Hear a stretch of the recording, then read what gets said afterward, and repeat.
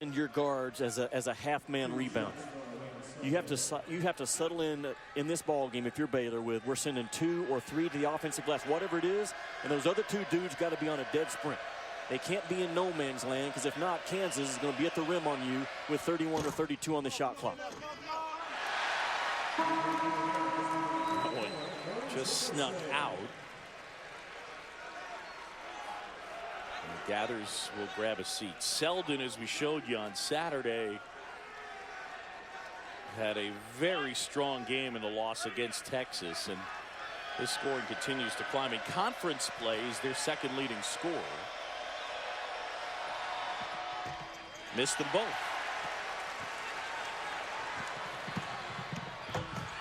O'Neal. Selden the other way. Baylor's missed 7 straight shots.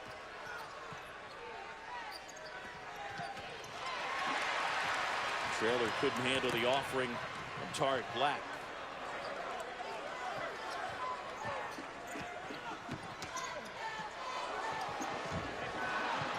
Austin with the left hand putback wouldn't go. A really hard shot by Austin. He had time to rebound that basketball with 2 hands and then, re-elevate. Tharp from way downtown buries it. Nadir Tharp has made great strides shooting the basketball. Field goal percentage up from 34% to 48% this year, and even better on threes. I can't think of a better shooting point guard that Bill Self has ever had at Kansas, just in terms of a pure 3-point stroke. We're going to get the foul on Mason. That's what I talked about with Mason. He's a fighter and a bulldog defender.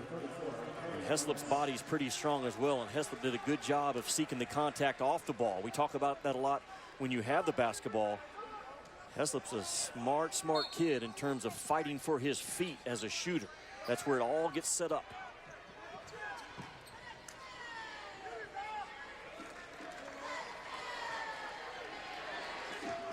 Gary Franklin handling the ball again. The injury to Kenny Cherry that will limit his minutes at turf toe. Heslop, another good look at it. Great example of fighting for his feet. The feet got set, and from that point, it's over. It's going to be splash at the bottom, because Mason, I'm not sure if he tried to shortchange it or shortcut it, but you have to tag Heslop and chase his numbers all over this floor.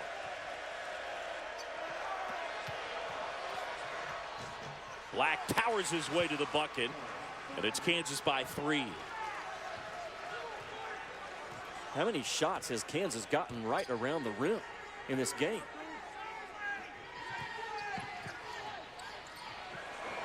Oh, other side. I talked about the height differential between Mason and Heslop, and that's shown up. Mason was he was almost there on the catch, but Heslop still saw the rim. Again, fighting for his feet as a shooter, and he's winning that battle. Tied up at 19 here in Waco. Tharp not able to answer Heslop. And then a foul inside on Austin. Well, remember, the first time these two teams got together, Brady Heslop knocked down 6 3-pointers. Off to a good start tonight, Jimmy. Watch the feet of Brady Heslop. He gets to the corner, boom. Once the feet are set, the battle has been won. Great shooters fight for their feet. It lines up everything else.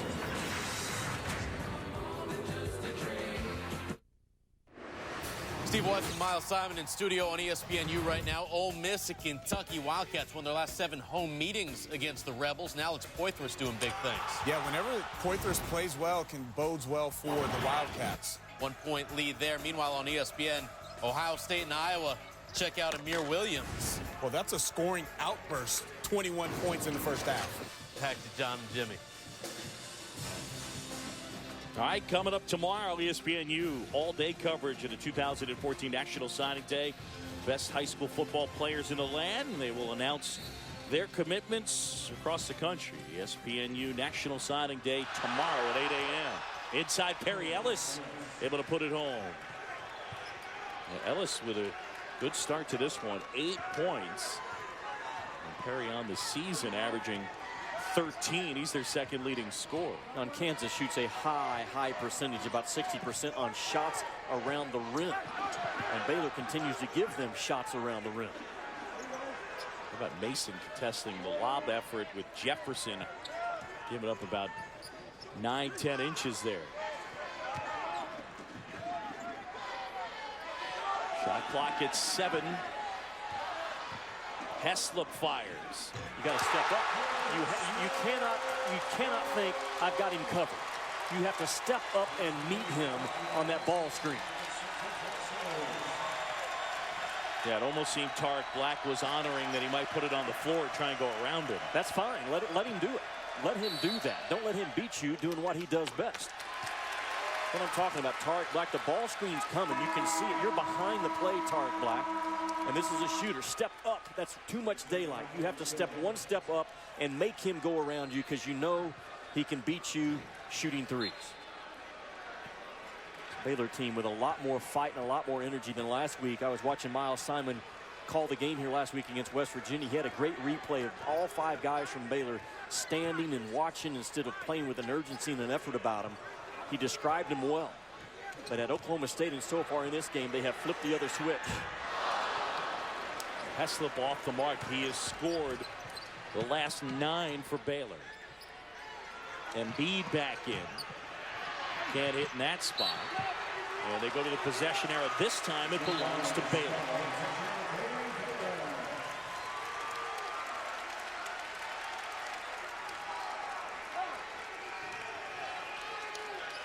Joel Embiid, still everything almost is new to him.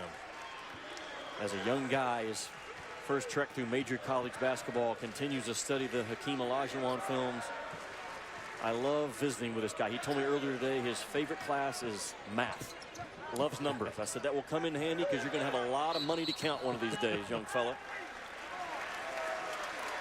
Foul inside on Kansas. And they'll get Embiid, and that will be his second. For more on Joel Embiid, here's Jeff Goodman. Joel Embiid only been playing for a couple of years, guys. I spoke to him earlier and asked him a little bit about the NBA with all the speculation that he could be the first overall pick. And he said he's leaning towards, or certainly thinking about coming back to school. They get the violation and the turnover, and it's Baylor basketball. So it looks like, at least right now, he's saying that he may come back, Jeff. Well, he's saying his parents aren't in desperate need money-wise back in Cameroon. And he's a kid who said, listen, I'm not sure I'm ready for the NBA right now after this year. But again, it's hard to turn down if he is going to be the #1 pick, $3 or $4 million a year. Pretty much every GM is screaming at the television, well, at least the guys that are in the lottery, you're ready, come out. Heslop. That one partially deflected by Selden. Inside, gathers at it, blocked. Tharp goes left hand and gets it to go. Yeah, Kansas is really doing a good job of running it right up the backside of Baylor in their transition defense. You know, if you're an NBA scout and you continue to carve into that time that you spend on the road to evaluate Joel Embiid, you're wasting your time. That's what a #1 pick looks like. And you're basing it on what's he going to be able to do for you 4 or 5 years from now and then over the next 10 years. And that's the guy.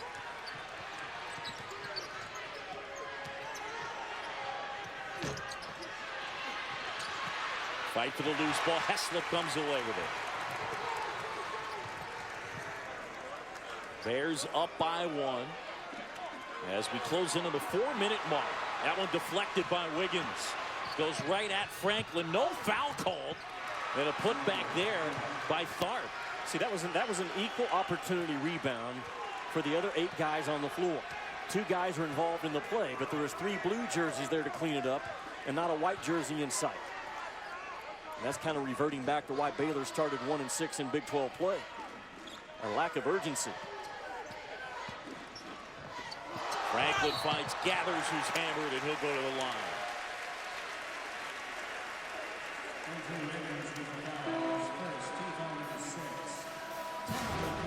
Our under 4 timeout in Waco, and a good one. 1-point game. Jayhawks lead.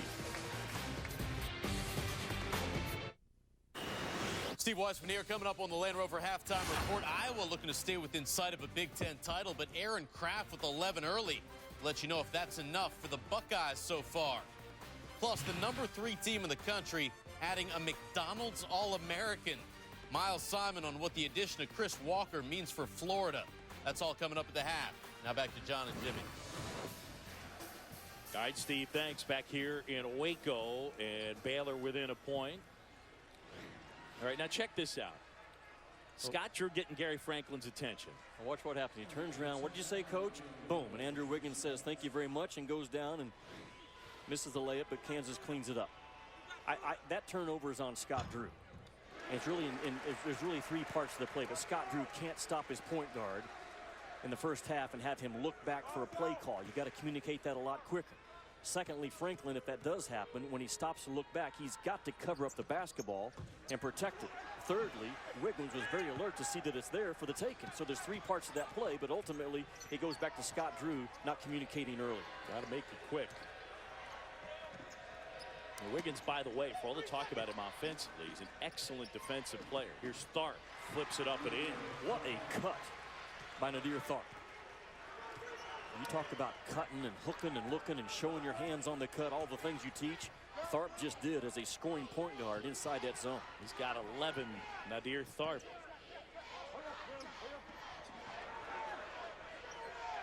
Red's looking for some help, and he traveled. When Nadir Tharp cuts through this zone, out top, watch what he does. He's going to watch his hands. Boom, right there. Short, catch it, stop and pop. He got himself under control off of a really hard cut. A lot of guys will cut that hard, John, and look also kind of continue to float on their shot. He cut, stopped, and popped it up. Here's the lob the other way, and Kansas, or I should say Baylor, able to sniff it out, and then gathers, bang that one off the Kansas player, Tarek Black, and it ends up a Baylor basketball. Is that off of his dome? I off of believe his it chest? was. And it didn't even faze him.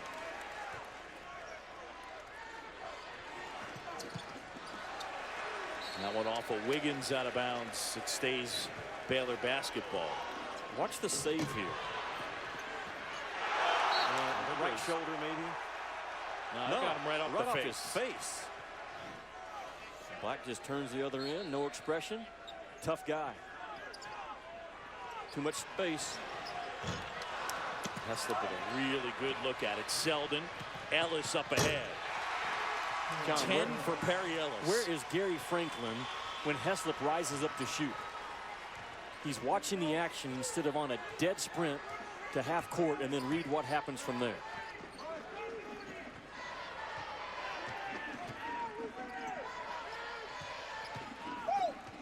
Franklin finds Gathers and one. Rico Gathers to the line.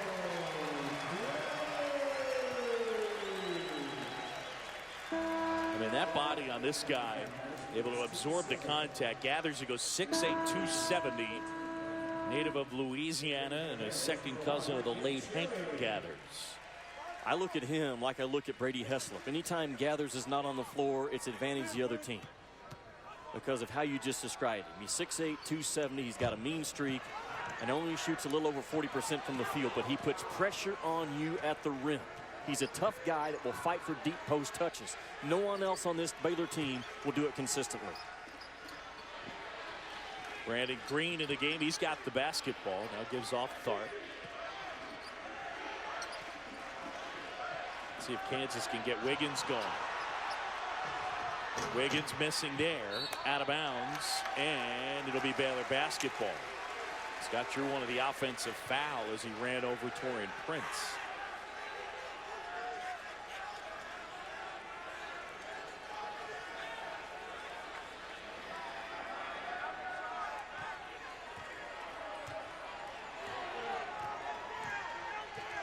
Cherry goes left to come back right. And that's how they start a lot of their plays.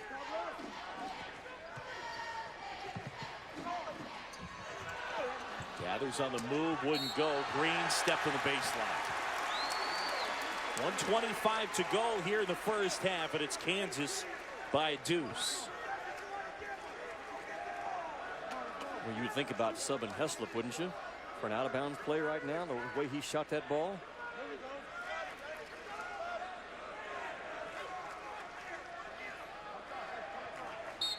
Heslop with a dozen all-on three-pointers here in the first half.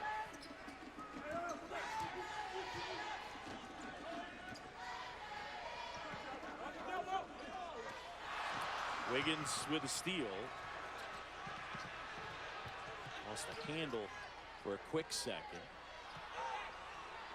It's a really good job by Wiggins to run to where the habit pass is going to be thrown. Nadir Tharp having a first half. 14 points for the junior. And it's Kansas by 5. Now, when I saw Kansas lose at Colorado, I wasn't convinced their point guard spot was good enough to win the national title with. But now it is. Tharp and Mason are good enough for Kansas to cut down the nets. Now Cherry found Gathers and gave him a pretty good pass.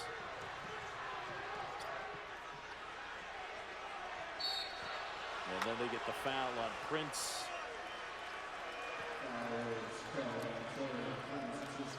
Well, last weekend, Embiid and Wiggins struggled against Texas. Kind of more the same here tonight.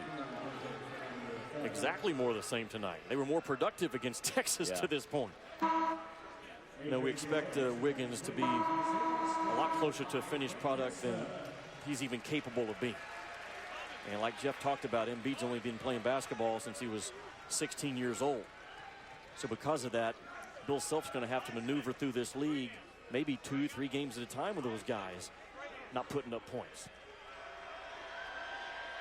1-and-1 spot here for Tharp. 80% free throw shooter.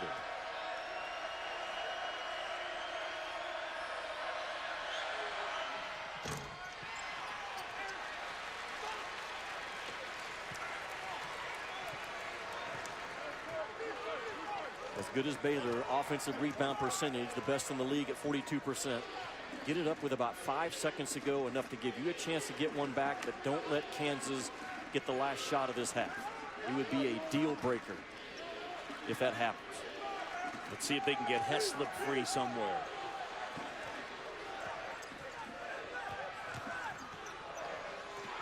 Oh, turnover.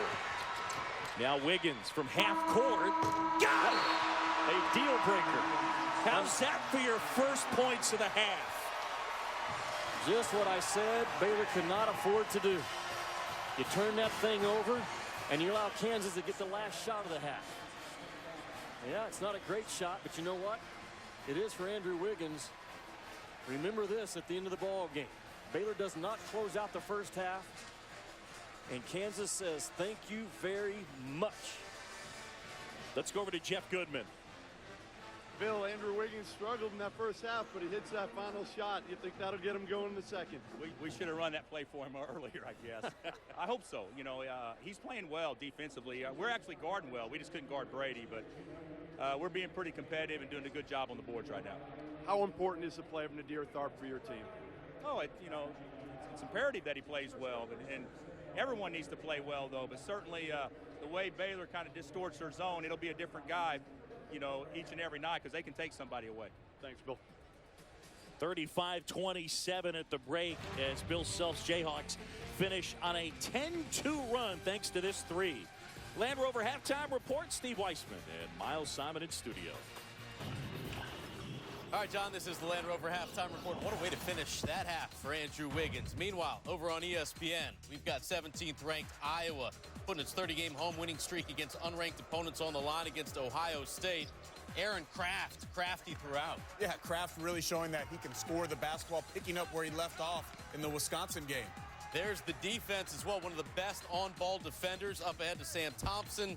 Ohio State with a 4-point lead, and Aaron Kraft 5 of 5, 2 of 2 from 3. Hey, this is a high-scoring affair for Ohio State. We know Iowa can score, but Ohio State having over 30 points and a half is not something that they're used to. More from Ohio State. The turnover here, and who's got the ball? It's like a scrum. It's rugby. Aaron White finally coming out with it. Iowa with a 2-point lead at the half. Welcome into the Land Rover halftime report. Steve Weissman alongside Miles Simon. I was getting the stat ready. Wayne Selden, Andrew Wiggins, Joel Embiid, no points in the first half. Well, then Andrew Wiggins, hits a shot from three-quarters court. Still, they're up right now with 3 points from those three. Yeah, I mean, they're doing it defensively. They're playing fairly well, but I think you have to give a lot of credit to Baylor also. They're kind of slowing the tempo and taking Kansas out of what they want to do. They're not letting Kansas get out in transition. They're getting back in that zone and setting up and making them a half-court team. For Baylor, though, it has come down to Brady Heslop. Had 6 threes the last time these two played, and once again, he's got 4. Well, Heslop's one of the best at moving without the basketball. We see him on the baseline right there working against Frank Mason. Mason makes a freshman mistake. He doesn't trail the shooter. Heslop reads it. He fades to the corner, able to knock down the 3. But he's the only one that's been able to be efficient late in the first half, knocking down the 3s. They have to get more production from Isaiah Austin. Corey Jefferson was a force early, but then they started doubling him big to big and really took him away. All right, we'll see if Heslop can keep that going, or maybe Andrew Wiggins, that 3 gets him going for the second half. Much more straight ahead. Kentucky looking to keep its 21-game home winning streak alive against Marshall Henderson and Ole Miss. Plus, Florida's got a new guy. ESPN's exclusive presentation of college basketball is brought to you by Joseph A. Bank. We fit most everyone. JOSbank.com. When you wish upon a star, makes no difference who you are. Anything your heart desires will come to you. Malcolm Smith, you and the Seattle Seahawks just won the Super Bowl. What are you going to do next? I'm going to Disney World! Your dreams come true. I love getting chocolate, especially on Valentine's Day. Russell Stover's has always been my favorite. Getting a heart-shaped box of chocolates is the sweetest thing. Don't give her just any chocolates. Give her Russell Stover chocolates with the famous Russell Stover bow. LegalZoom has helped start over 1 million businesses. If you have a business idea, we have a personalized legal solution that's right for you. With easy step-by-step guidance, we're here to help you turn your dream into a reality. Start your business today with LegalZoom. Down by 2, just under 30 seconds left in regulation. Allen brings it up the court. He dribbles left and passes it to Smith. Smith makes a move to the corner. He's cut off to the lane. He's looking. He finds James slicing in the basket. James shoots, misses. His step back balls loose. Allen picks it up. 2 defenders around him. Final second. Allen pump fakes 3, 2, throws up a desperation 3. We're proud to be the official chicken of sports fans. Zaxby's, indescribably good. You're watching the Land Rover Halftime Report. Stephen Miles back with you. Ole Miss traveling to Lexington, take on 18th-ranked Kentucky. They've won their last 7 home games against the Rebels. But Ole Miss coming out hitting early. Sebastian Saiz.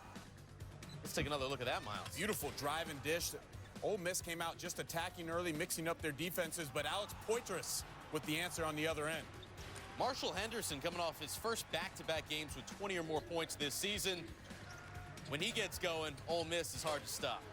And no shot is a bad shot for Marshall Henderson. He's got 8 right now. Kentucky up 1 at the half. It's like old Miles Simon. Every shot's a good shot. I don't know about that. What to watch for? Florida. They've won 13 straight SEC home games dating back to last season. Tonight, freshman Chris Walker making his highly anticipated debut against Missouri. Walker sat out 12 games, 40% of the season, because the NCAA determined he received preferential treatment from 5 people, including 2 agents. A little bit more about Walker. Well, there he is, getting set to go. 6'10", McDonald's All-American, 5-star recruit. Folks have said a lot of good stuff about him. Billy Donovan said the expectations on him as a player are way, way up here. He cannot reach them. That said, Miles, how difficult is it to integrate a new guy into a team that already right now is at national caliber? Well, I think it'll be pretty difficult because, one, he's a freshman. He's only been practicing since December, so you're having to learn a lot of things. Most practices now in December, January are usually focused on game preparation for the most part. So now this young man has to try to fit into a team that's a national title contender, and that's going to maybe take away some of the chemistry or rhythm of this Florida Gator team because will you get Casey Prather, Patrick Young? Some of those guys are going to lose some minutes. Now, it is a positive that he's a great rim protector, an excellent rebounder, and probably will be the best athlete on that team, so he will bring some positives. but it'll be hard to integrate him right away. Hopefully they can get some blowouts, and then he can earn some minutes and really try to get a feel for the college game. Miles, you say he's able to protect the rim. Tonight's game against Missouri, though, they feature a backcourt that just likes to shoot the ball. Yeah, two of the best in the country, Jabari Brown and Jordan Clarkson. They score a ton of points. They're really hard to stop. Those guys score 39 of the team's 75 points per game and take 49% of the shots. Now, they've been tremendous so far in SEC play, but unfortunately, they're going against one of the best defensive teams in the country in the Florida Gators, who only give up 57 points per game on the season. But Clarkson at 6'5" can create his own. He's a point guard. He loves to distribute to Brown, who's a big physical guard who had 33 points against Kentucky this past weekend. And we see those numbers. They need to get some help if they want to pull off the upset and help their tournament resume from the rest of the team. But it's going to be a tall task to try to win at Florida tonight. Yeah, and their loss to Kentucky, Frank Hayes said it wasn't about the offense, it was the defense they needed help on. Well, right now we need more Brady Heslop threes if you're a Baylor fan. 4 of those, 12 points, but his team down 8. We'll be right back. This halftime report is presented by Land Rover. Above and beyond.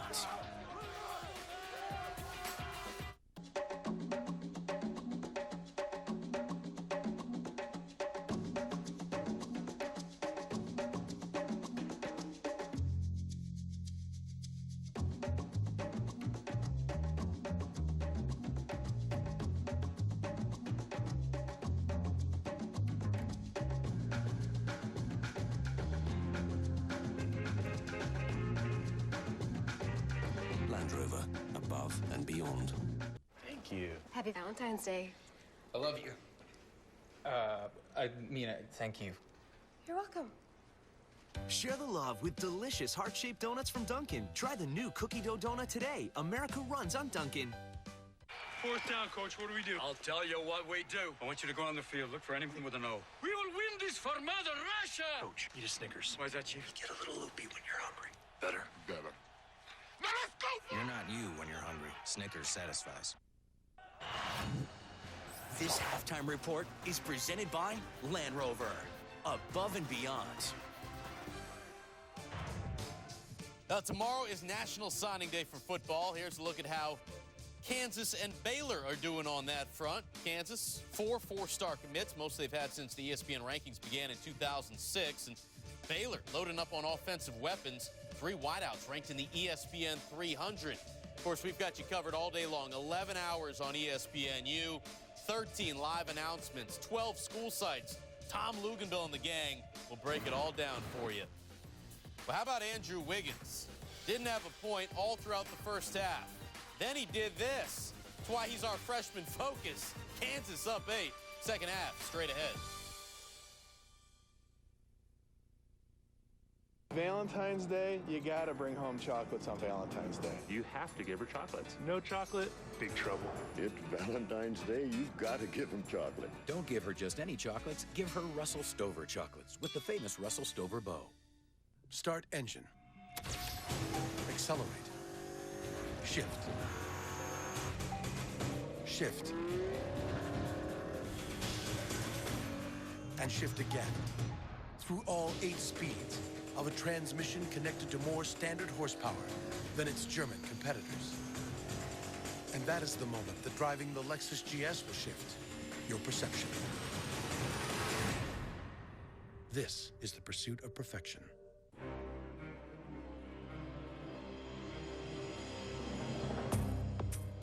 Mere words can't express the power on the court. You just know it's there.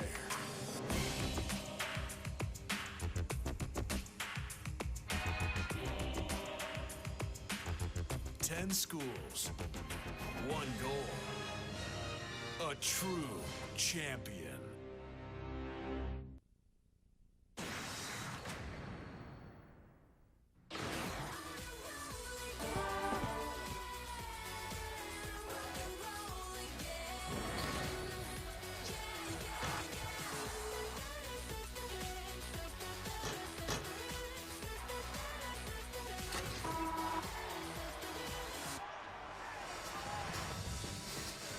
Back here in Waco, as Kansas leads it at the half, and we check out our Panera Bread halftime stats. 35-27, and Kansas on the year shooting over 50%. They did it in the first half, rebounding a huge advantage, 24-12. Hey folks, John Shambi and Jimmy Dykes with you. One of the things Kansas does so well, they get offense in the paint. They didn't get a ton from Wiggins and Embiid, but that trend in the paint doing damage, that trend continued for Kansas. Absolutely. You know what, a zone defense is designed to keep the ball away from the rim, but Kansas will have no part of it. That's who they are at their core, John, and well, they set the rules of this game early by pounding that thing inside. Perry Ellis got going with a nice runner, and their transition game was working. And just everyone that, you know, stepped onto the floor just continued to do a lot of good things, catching it, getting in a power position, and going right through the chin of Baylor around the rim. And expect a heavy dose of that from Kansas to start the second half. This guy did nothing offensively the entire first half until the last 2 seconds, and he hit a huge momentum basket for the Jayhawks. And it's Kansas basketball up by 8 to start the second half. Great first half for Nadir Tharp with 14 points. Wide open from 3 and buries another. Jimmy's been great from 3 this year, but especially in conference. 52% and rising as a three-point shooter. I know Kansas has had some good shooters. Mario Chalmers, Sharon Collins at that point guard spot. Not any better shooter than what Nadir Tharp has been so far.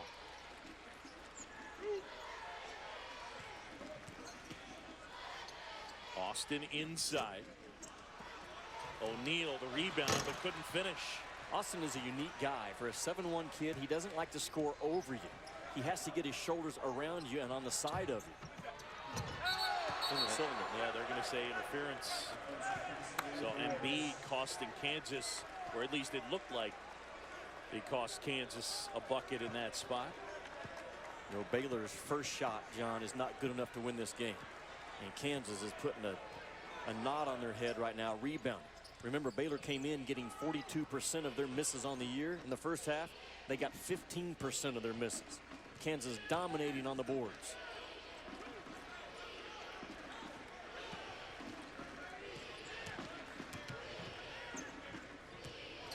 Embiid went out to contest. Jefferson driving.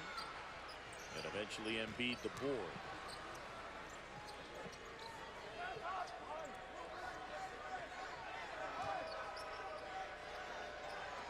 Kansas biggest lead of the game. It's 11. Wiggins will try.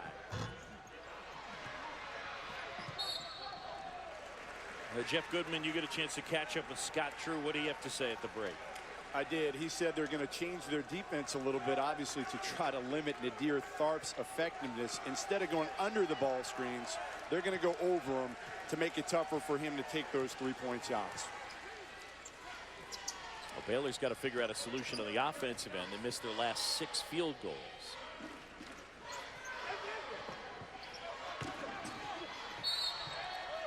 And a foul inside. If it's on Embiid, it's his 3rd. John, I mentioned in the first half that when you take on a shot blocker and a presence like Embiid, it can't be a steady dose of just allowing him to stay around the rim. You have to move him. Go back and watch the San Diego State game when San Diego State won in Fog Allen. They moved Joel Embiid the last 3 or 4 minutes and made him recover, and therefore he got out of position and they got offensive rebounds. Watch the Iowa State game. They did a good dose of dragging him away and making him do something out on the floor. Texas, you know, even with Ridley, your game on Saturday, a couple of his fouls were caused by Ridley dragging him away from the rim and then making a hard rim dive, and he fouled recovering. You can't let him camp out. Crowd trying to get going here at the Farrell Center. They tried the lob for Wiggins. Wow, he was able to get up there and get it eventually. Black ended up with it. And then inside, Ellis puts it home. Perry Ellis with a dozen. And you're right, though. The first catch by Wiggins was special.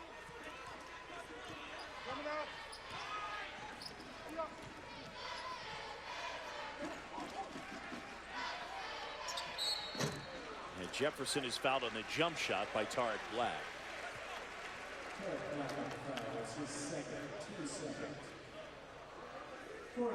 Black, his 2nd foul.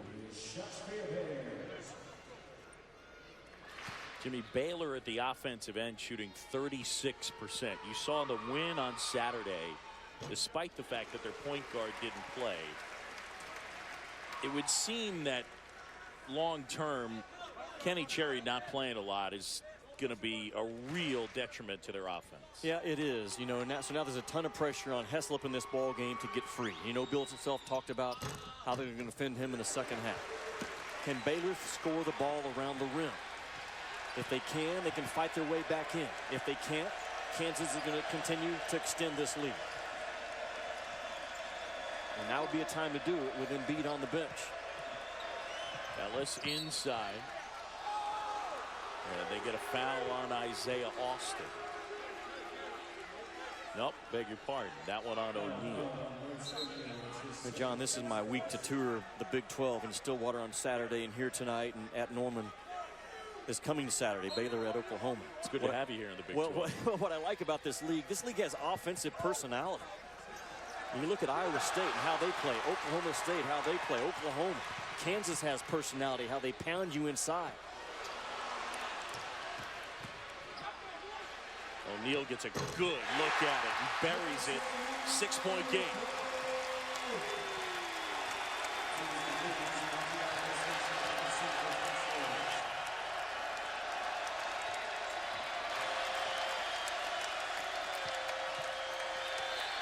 A turnover, Baylor basketball. And Bill Self's going to call a timeout.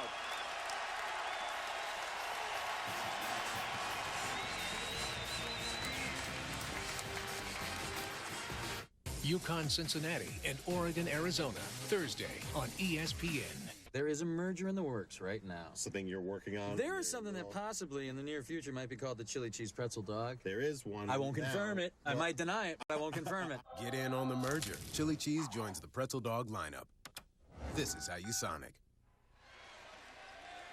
Well, Super Tuesday continues. Third-ranked Florida taking on Missouri, and that's 9 Eastern over on ESPN. Missouri, Florida tonight, 9 on ESPN. Also live on Watch ESPN.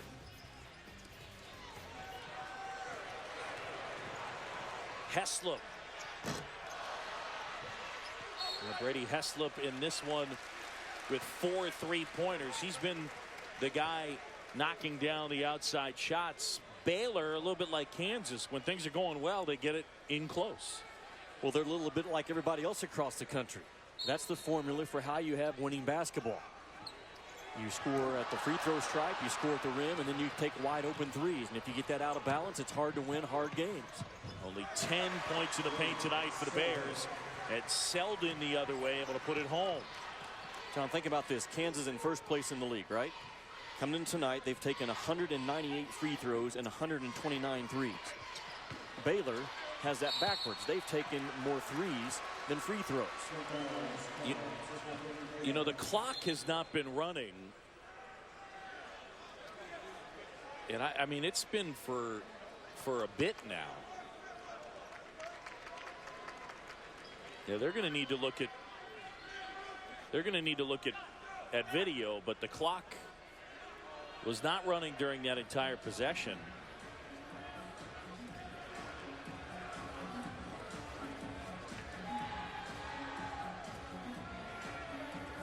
I'm wondering how much time they missed. I mean, they're going to get it right, but I mean, I think it may be close to like a minute of game time. That long.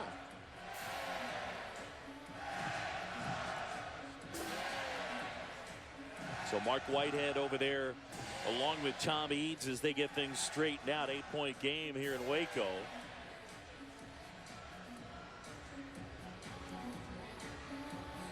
Look at that. It never started. There's a ways to go here. Boom. All right, that wasn't a minute. No. That wasn't even close to a minute, but yeah. The guy knocking down the outside shots.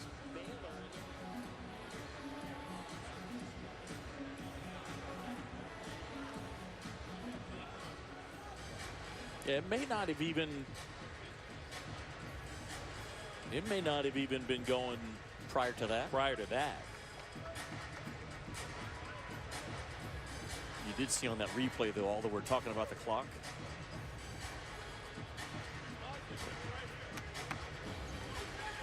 Yeah, the referees did not see the entire replay.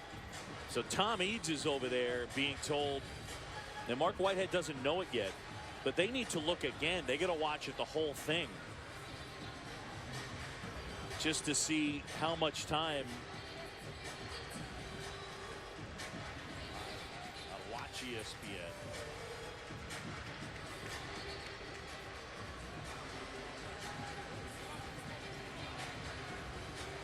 Yeah, so I mean, yeah, it's going to take a little bit. They're going to have to do the stopwatch again. And then again, remember, it didn't start here. Now you get the lob. Yeah. So we're still stuck right there at 16:42.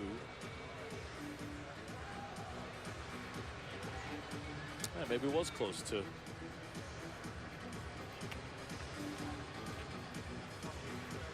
Well, I'm counting around 28 or 29 seconds. Just watching the footage there.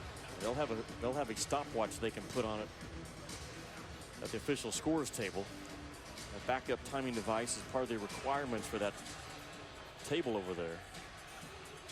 If you're at home and you want to TiVo us, I mean, tweet us your guesses on the time.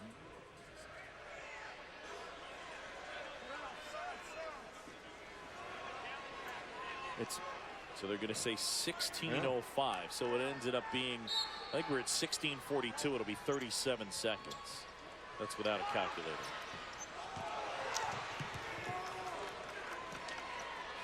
And it's still not running.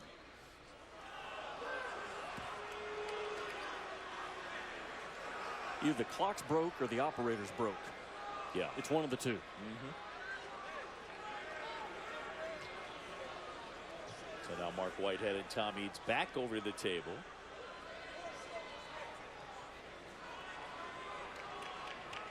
Now, you see problems like this from time to time. A lot of times it's something to do with those boxes that the referees have.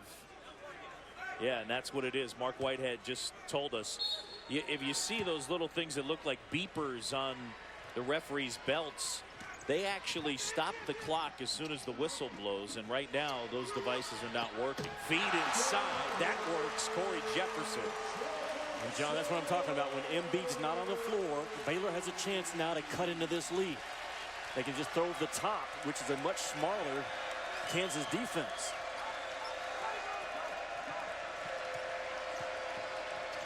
Wiggins pulls up. And out of bounds, it'll be Baylor basketball. Remember, Wiggins shooting 24% for the year as a jump shooter off the bounce. That's not his strength. Here's what I'm talking about. There's no double team. And Corey Jefferson just runs to the front of the rim. 7-footer to 6'10". Baylor hanging in the ball game.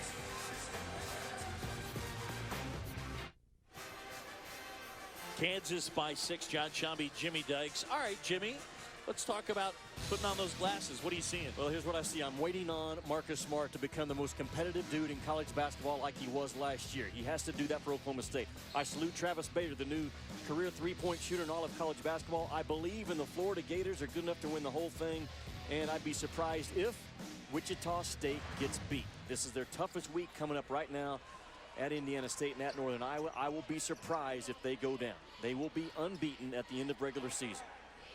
All right. That's what Jimmy D sees. Austin inside. Puts that home. Baylor's doing exactly what the formula says to do with Embiid on the bench. They're not trying to get back in this ball game by taking quick shots or bad shots. They're going at the rim. 4-point game.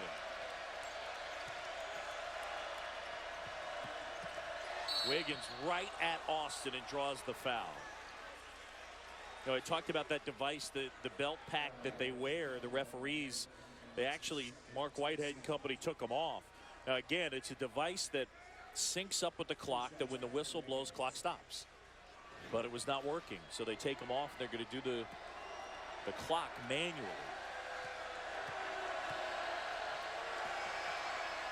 And those devices, they wear them in college and in the NBA. People may not know that there's not someone actually running the clock manually. Is that something a new set of AA batteries could correct for us? Where's Jeff Goodman?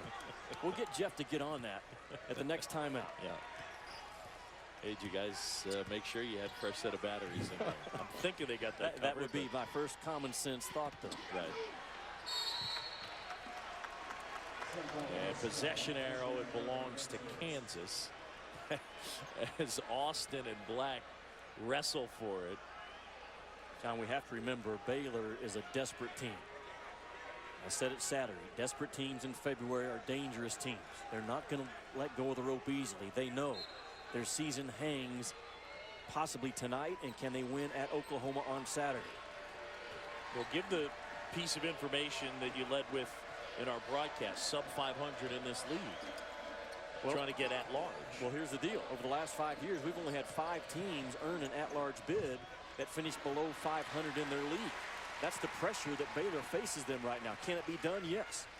We got to remember Baylor right now in this league, they're 2-6 coming into tonight.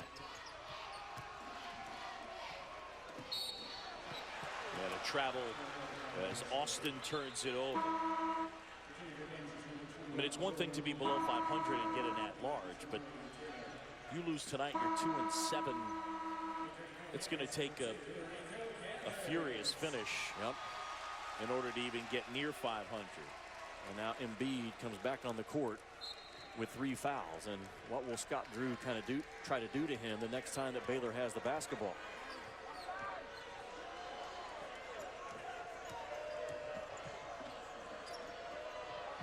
Embiid wasn't able to get that to go. I think Gathers may have gotten a piece, not sure.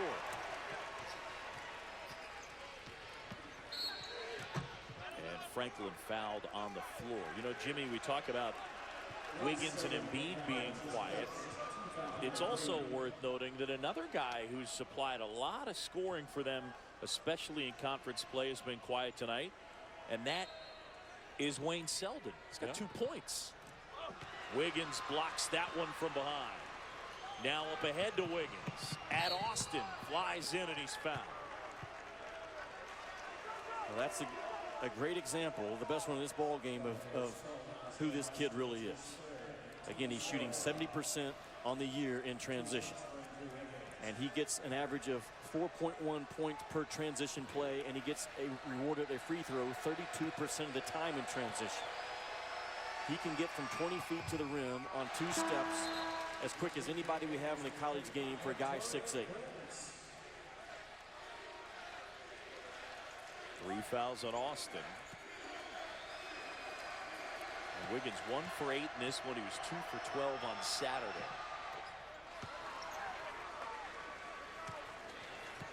Lead back to 7 for Kansas. Why is Kansas in the lead with those numbers we've talked about from Wiggins and Embiid and Selden? Well, they're up 12 or 13 on the board, so they're winning the power part of the floor. Good hands by Tharp. Franklin gets it back, and they're going to say goaltending. Watch Wiggins, what I'm talking about. From 20 feet and down in transition, 1 bounce. Now no more bounces. Watch this. He picks it up, 1-2, and gets himself all the way to the rim. And there's very few at this level that can make the play that he just made.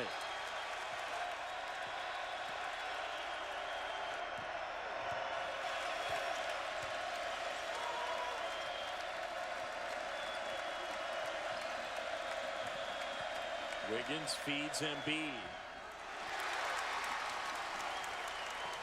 Joel Embiid in this one still has not scored. Prince shot contested. I think that's number 4 on Joel Embiid. Yep. And there he is again, fouling, recovering as a defender.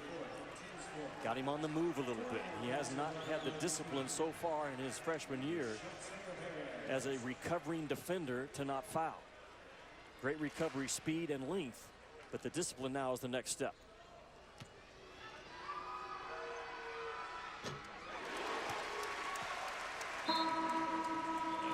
Black checks back in. And that's a big foul now. Because what Baylor did when he was on the bench, they need to go right back to it. Throw the ball inside.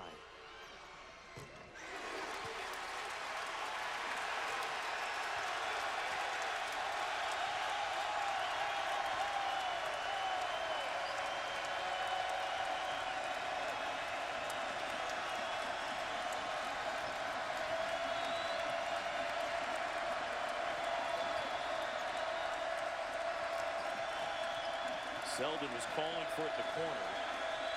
Ball has yet to get below the free throw line extended. And Tharp drills that one. He's got 20. That was bad offense, ended with a great shot. There was nothing good about that offensive series with the exception of Tharp just jumps up and sticks one.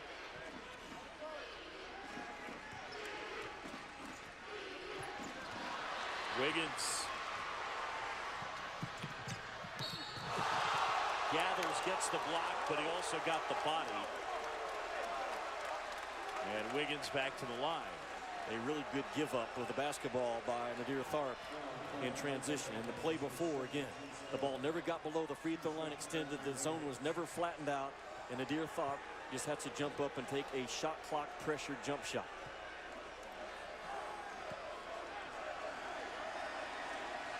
Tharp shooting 45% from 3, coming in even better in conference. O'Neal back in, Jefferson back in.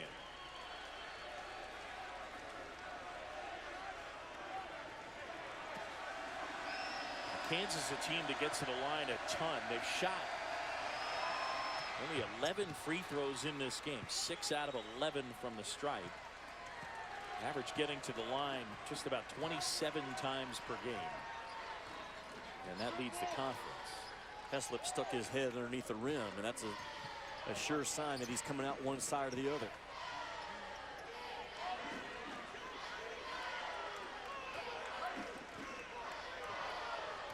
Yeah, that's the little jet cut for him. Kansas walked through it this afternoon, and they covered up well. Shot clock winding down. Black. And O'Neal getting the rebound. Heslop puts it on the floor.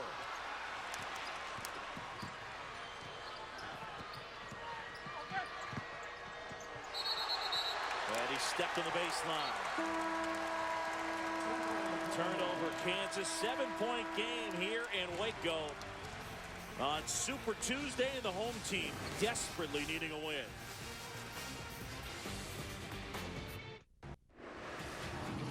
Steve Weiss from Miles Simon here. Kentucky hosting Ole Miss over on ESPNU. Julius Randle didn't start the second half, but when he got in, he did things like this. Yeah, it seems to be extremely motivated by the benching. 7 points for him right now. Kentucky up 10 over on ESPN. Iowa falling by 5 to Ohio State as Aaron Kraft leads the way with 14 points. Back to Waco. All right, guys, and ESPN's journey to the tourney continues Thursday. Battle in the Pac-12. You got Oregon and number 2 Arizona. It's Thursday live on ESPN. Also on Watch ESPN. So Pac-12 basketball coming your way.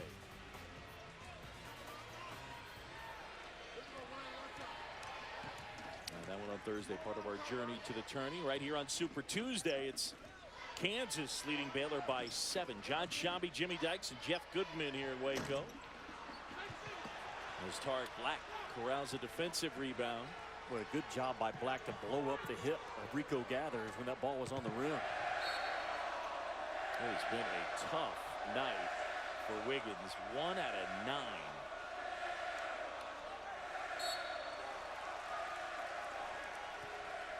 I was talking to Jeff Goodman at halftime about best shooters in college basketball right now. He put together a pretty good list that I would agree with. A Rauge kid from Creighton, Nick Stauskas from Michigan, Phil Forte from Oklahoma State, this kid Heslop from Baylor, Bader, I talked about as a new career three-point shooter, Nick Johnson at Arizona. I think that, you know, I trust his shot about as much as anybody right now as well. Franklin off the mark inside, and Gathers is fouled.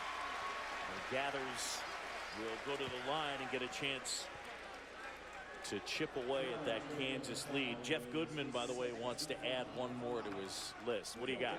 I got Jabari Brown, guys. 48% overall. How about in league play, 58%? Jimmy, you got to get him on there. Yeah, good call. Plus he's 6'5", so he can make guarded shots, and he has a very unique, just a slight lean back on his shot. Jabari Brown from Missouri, you'll see him tonight at Florida. Another, well, there's a lot of good shooters this year. When you start really breaking it down, Doug McDermott can shoot that ball. Baylor needs more out of Heslop and more out of Gathers. Those are two guys to me that I would not want off the floor if I'm a Baylor Bear. I would want Gathers and Heslop on the floor as much as they can play. And they've been coming off the bench for most of the year. Baylor's still only getting 22% of their missed shots in this game. 20 percentage points lower than normal. Selden maybe a little out of control there. Off balance shot.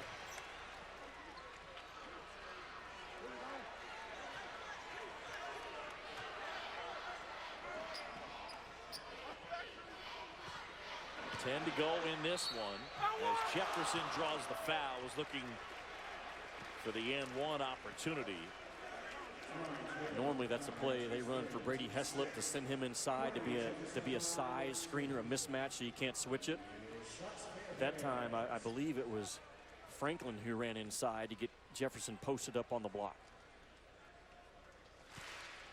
I just don't think John Jefferson and Austin for sure, they don't fight for deep post touches. They give up too easily and catch the ball one big step off the lane as opposed to right in the lane like Gathers would. Isaiah Austin was a huge recruit, and last year was a guy that was much more comfortable facing up and more specifically operating away from the basket. He's worked hard to try and do his work in closer as Gathers got tied up and ended up being fouled by Frank Mason. There's a mean old look on Gathers' face. Got ourselves a 1-and-1 spot right here.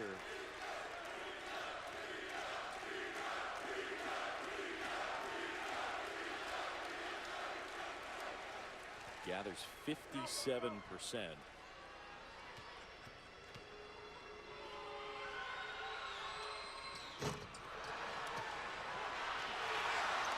Tharp did a good job hanging on to that. Perry Ellis back in the ball game. He's been good in this game. 5 out of 7 from the field. Very efficient with what he's done offensively. Now part of that X game on the inside of the zone along with Black.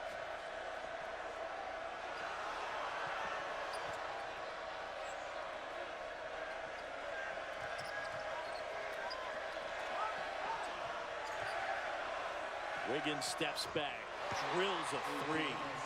One of the few that he makes off the bounce, though. And that time was a very simple rhythm dribble, had a lot of time to measure the rim, shot it with ease and confidence.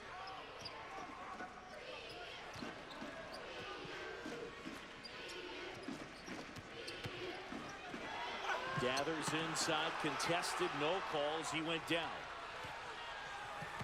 Wiggins, oh my goodness. Be careful, don't hit your head on the rim. And he dunked that ball with 31 on the shot clock. And 4 or 5 times in this game, Baylor has stood and watched Kansas run it right up their backside. This cat in transition is lethal. He is a bona fide NBA big-time guy in the open floor. Now, the rest of his game, obviously, has some growing and some learning to do. But you get him loose in the open floor against any level athlete right now in the world, and he can get it done. Yeah, the explosiveness is pretty obscene.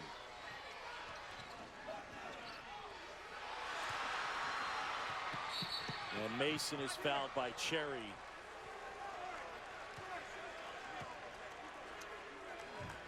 This is a dangerous spot right now for Baylor. 8:33 to go, and Kansas back out in front by double figures.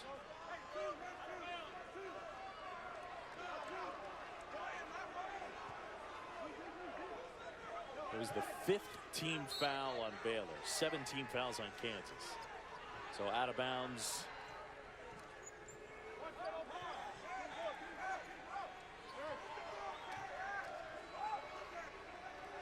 Talked about how quiet Wiggins has been. He scored 9 of Kansas's last 12. There's, again, that X action inside. Black and Ellis, all they're doing is playing off of each other and Xing inside the zone.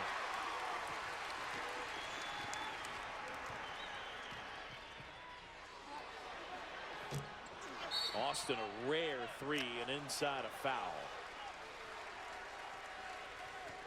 Got that one on Jefferson, his first.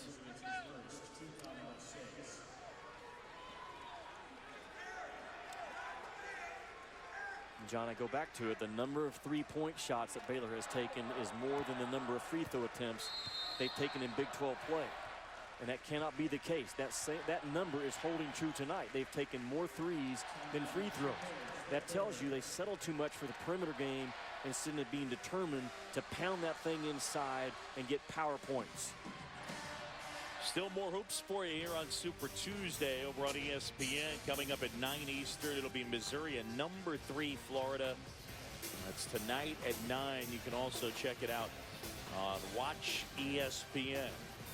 All right, let's go, Mr. Pilot. I want to check out Jimmy's jet. Is this a nice jet? Oh, man, new leather seats this year. We rolled it out in the studio last week. This is just the Big 12 version of the jet. Kansas will be up there in first class as a 1 or 2 seed, I firmly believe, before it's all said and done. I think Texas and Iowa State will have a very good business class seat, probably on the aisle with a lot of leg room. They're going to be fine. In coach right now, I think more towards the back of the plane. Oklahoma State is playing their way now towards the back of the plane.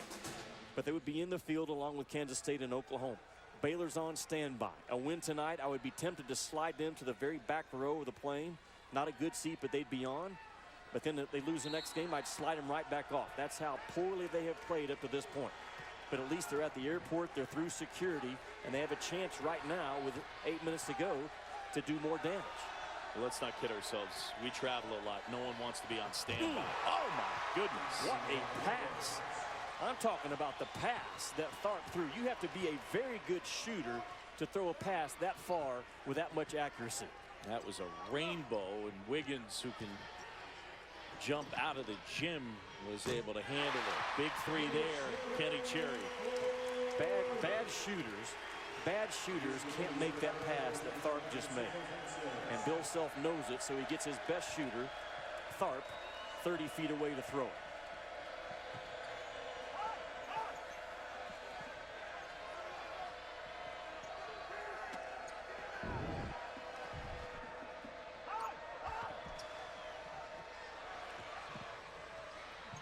Tharp with the rainbow, and it'll go 22 now for Nadir Tharp.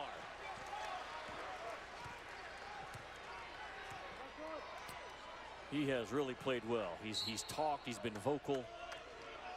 He's had great body language as an upperclassman guard. And Andrew Wiggins, he ended the first half with a shot from half court, and that got him going. The heat started rising. In transition, he is phenomenal. And around the rim, watch the pass by Tharp. From 30 feet away, dead on. Well done, Mr. Tharp.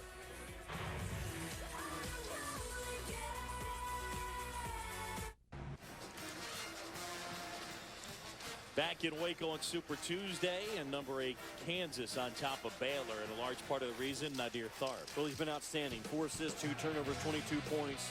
He's only missed 2 of his 6 3-point shots. And he's played with, he really has played to a terrific speed. He's done anything he's wanted. He's taken the ball to the spot on the floor when he wants to take it and when he has to take it. And he's jumped up and he's made guarded shots in this ball game. I said earlier, I firmly believe Tharp and Mason are good enough for Kansas to win a national title this year.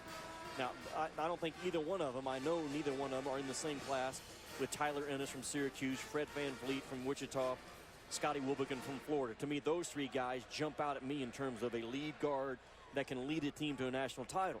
But Tharp is good enough to take Kansas all the way to the Final Four himself. He's made a huge improvement. Last year, one of their top reserves, but now been really anchoring this team. And they're interesting to watch in this spot. Basically 2 point guards in the court with both Mason and Tharp. That's because Tharp shoots it so well. You can slide him down to the 2 guard. O'Neal stepped right into the passing lane. Kansas stops the ball, and they find Heslop. Item 1 and 2 in your transition defense.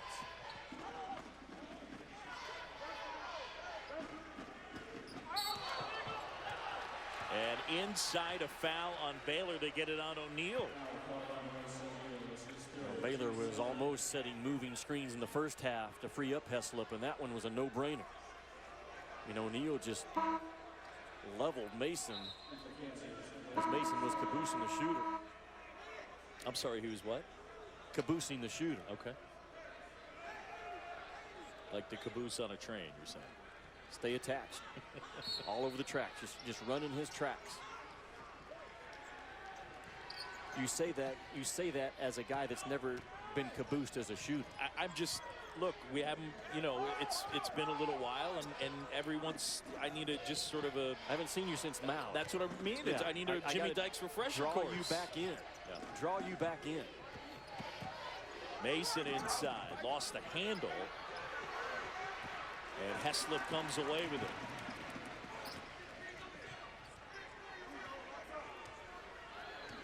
Heslop in the first half with a big shooting 20 minutes.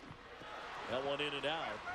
Well, they've made Heslop put the ball on the deck, and that's exactly what you have to do. Bill Self said enough of him getting daylight as a three-point shooter. Heslop had 4 threes in the first half, 12 points, hasn't scored since the break. Nice move inside by Tarn Black. The Memphis transfer who has been asked to play more minutes tonight with Embiid in foul trouble. Baylor has to fight back right now, or that win at Oklahoma State all of a sudden gets negated quickly, and they go to 2 and 7. And that last defensive possession, there was not a lot of fight out of these guys in white.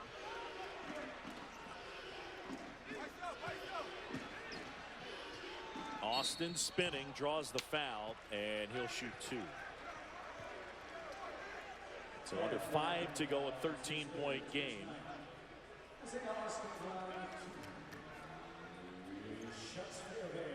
Austin has struggled in this game with the length of Kansas. It's odd, again, he's 7'1", but he doesn't like to score over the top of people. He wants to pivot and maneuver to get his shoulders around you and kind of score on the side of you. And Kansas doing a good job of leveling him off and not letting him get those kind of looks in this game. Beautiful kid with a brave, courageous story that he shared a few weeks ago, huh? Yeah, amazing. Where's that prosthetic eye, the right eye, an injury suffered in junior high. First suffered it playing baseball and then re-injured playing basketball. 4 different surgeries. That's why he wears the goggles. Think about the challenge as far as shooting a basketball with one eye. You know, Jeff Goodman has followed him for a long time. And Jeff watched him play back in high school. And Jeff, where has he gotten better? Talking about Isaiah Austin, because I thought he was kind of stuck this year when the year began. You know, believe it or not, he's gotten tougher. And I know a lot of people would say he's still a little bit soft, but Isaiah Austin has gotten tougher. I talked to him in the offseason. He was going to go pro if not for that shoulder injury. He told me he was gone. And you know what?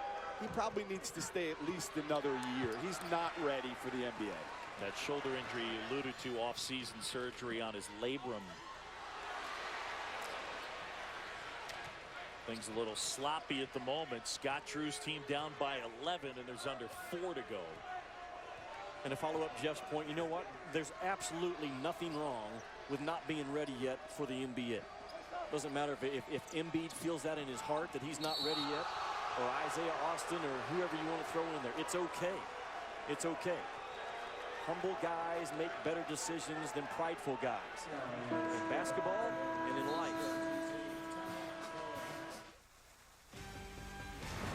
ESPN's exclusive presentation of college basketball is brought to you by the new 2014 Scion TC. It's a knockout. Steve Western in studio over on ESPN right now. Ohio State and Iowa. Aaron Kraft done a little bit of everything today. pass to Shannon Scott. The Hawkeyes won in Columbus January 12th. Buckeyes looking to win in Iowa City. They are up 5. Following that game, it's the debut of Chris Walker. Dickie Vega to talk him up. Yeah, he's a diaper dandy. Freshman for the Gators taking on Missouri. 13 minutes from tip. Back to Waco. So Embiid at the line. And again, Super Tuesday continues on ESPN Missouri and Florida. Joel Embiid still has not scored in this one. Has he had a game yet this year where he has not scored? Yeah, double checking on that. Or one. Yeah. His fewest this year against Duke. He had 2. Well, he's halfway there. Look at it on the bright side. Still a special talent, and when he decides to come out, I don't care if it's this year or next year, I think he'll be the #1 pick.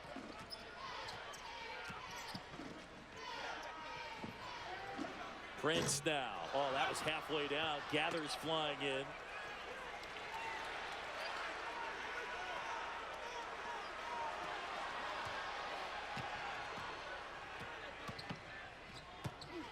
Gathers powering his way to the rim and puts it in. Good job by Rico Gathers. A sprint out ball screen action. After the ball handler cleared, he dove hard with a purpose. Embiid and one. Nice play by the big guy. It shows some emotion. You're talking about 7 feet tall. Pretty good body control right there. I love his passion at the end. First 2 points of the game. He got 2:47 to go. And he comes up swinging.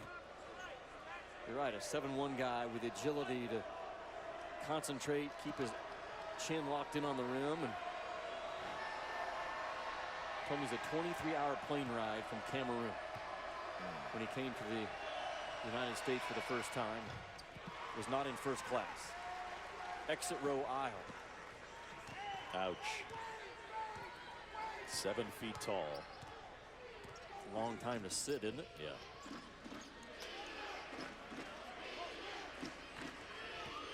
Hard head by Embiid to recover.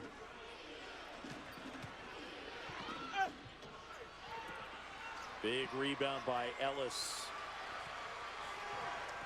Kansas ball up by 13. And again in the second half, Heslop has been a non-factor. Has not scored. Ellis spins. And Embiid inside. Seldom will Bill Self let his team get beat by your best option. In that first half, it was Brady Heslop. So Bill Self said in the second half, we're going to chase this dude, we're going to tag him and caboose him and run him off the three-point line, and there better not be any daylight when number 5 catches the basketball and rises up to shoot. So they forced Heslop to dribble 3 or 4 times in the second half, and the Baylor offense came to a standstill.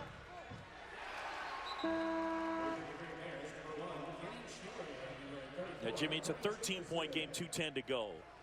Baylor's 14-7, 2-6 in the league. They're the defending NIT champs. They want to get back to the NCAA tournament. You fall to 14-8 and 2-7. I mean, really hard to imagine them making the NCAA tournament. Well, it is.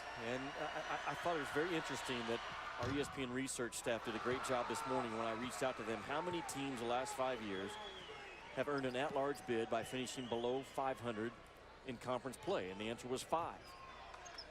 And that's exactly what Baylor is going to be looking at if they don't get hot in a hurry and get on a streak. Franklin, little off balance. And they're in a tough spot right here. And their season in a precarious position also. But John, I'm telling you, when you can win on the road in conference play against a Baylor team that has top 25 talent, and Joel Embiid basically does nothing for you other than foul, and Wiggins did nothing in the first half, That's the sign of a strong team. They can beat you in a lot of ways. And Kansas clamped down defensively.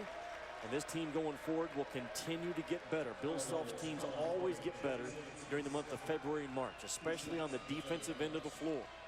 And he will not let up on these guys because he knows he has the pieces to win another national championship. This team's so inexperienced coming in and relying on the freshmen in Selden and Embiid and Wiggins, Mason as well. Contemplate for a second, they returned 2 guys that played double-figure minutes last year, Tharp and Perry Ellis.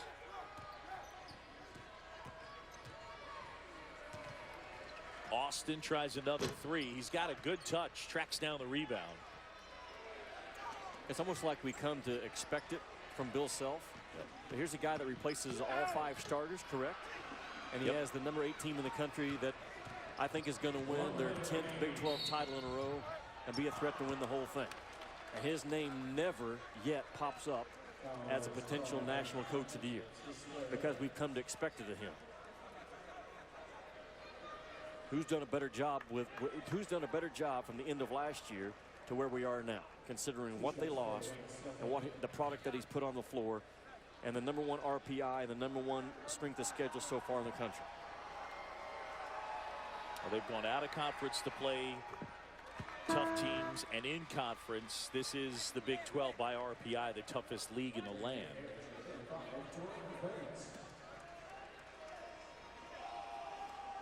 A schedule, if you will, bathing in top 25 teams, and a credit that Bill Self will take on all comers. 18-point advantage all of a sudden, or I should say, yeah, 18. I told you at noon, it wouldn't surprise me if Baylor won by 20. It wouldn't surprise me if Kansas won by 20 or anything in between. And ultimately, it's going to be Kansas putting a whooping on Baylor. Now, where does Baylor go from here? They go to Oklahoma on Saturday. The schedule does ease up a little bit for them, but you talk about a team that has probably underperformed as much as anybody in the country, considering where they began the season as a ranked club. So in Norman on Saturday, and that's not particularly easy. Nope. And TCU, K-State, still have Oklahoma State and Texas, 2 other toughies left. You and I, we talked about being in Maui together. We saw Baylor in Maui, and they looked like a very good team. They ended up losing to Syracuse in the championship game of the Maui Classic. And it's hard to put your finger on what's wrong with Baylor's team right now. You know, they're not great defensively in their man or their zone. It was primarily zone tonight. I mean, offensively, their point guard play to me just does nothing for me. Franklin was good the other day in Stillwater, but that's been the exception, not the rule. Kenny Cherry's been in single digits now, 7 out of his last 10 ball games. Not strong enough around the rim.